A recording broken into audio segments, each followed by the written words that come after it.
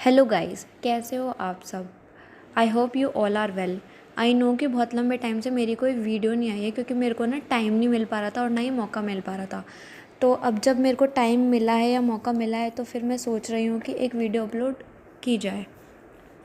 तो अगर हम बात करें, आज हम डिस्कस करेंगे नेचर एंड एजुकेशन।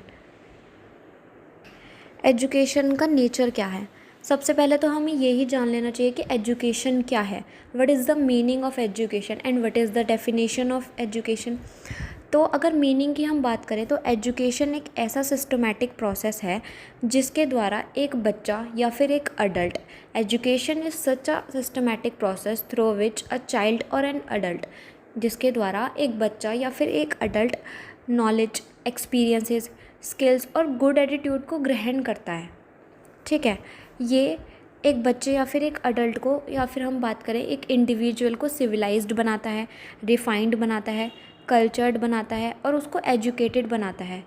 रिफाइंड बोले तो उसको सभ्य बनाता है, कल्चर्ड मतलब अब सांस्कृतिक पूर्ण व्यवहार करे वो अपने इन्वायरमेंट में।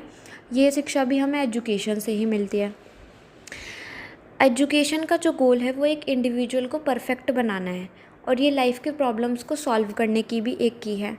ठीक है, ट्रू एजुकेशन वही होती है जो हारमोनियस डेवलपमेंट करे हमारे फिज़िकल, मेंटल, मोरल और सोशल फैकल्टीज़ की। ठीक है, एजुकेशन वर्ड जो है वो लैटिन वर्ड से ड्राइव हुआ है।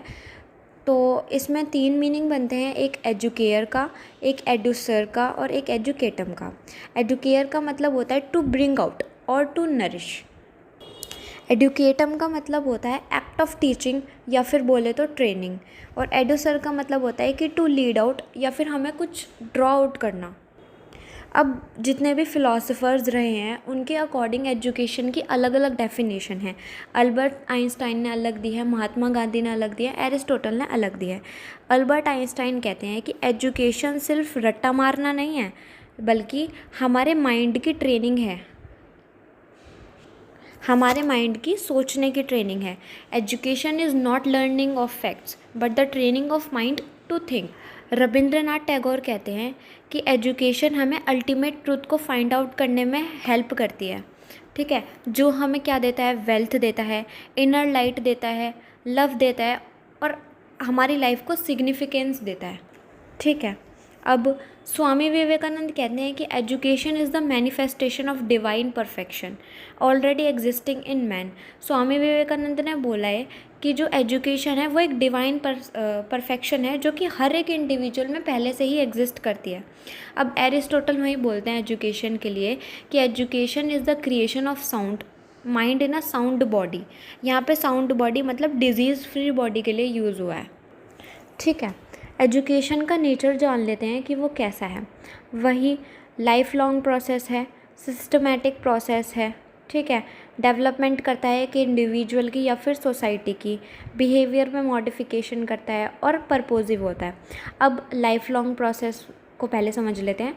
लाइफ लॉन्ग प्रोसेस में गोज़ वॉर्म टू टॉम मतलब जब से हम पैदा होते हैं या फिर यूँ कह लो कि माँ के पेट से ही, जब से ही एजुकेशन जैसे कि डेवलपमेंट चलता रहता है वैसे ही एजुकेशन भी चलती रहती है।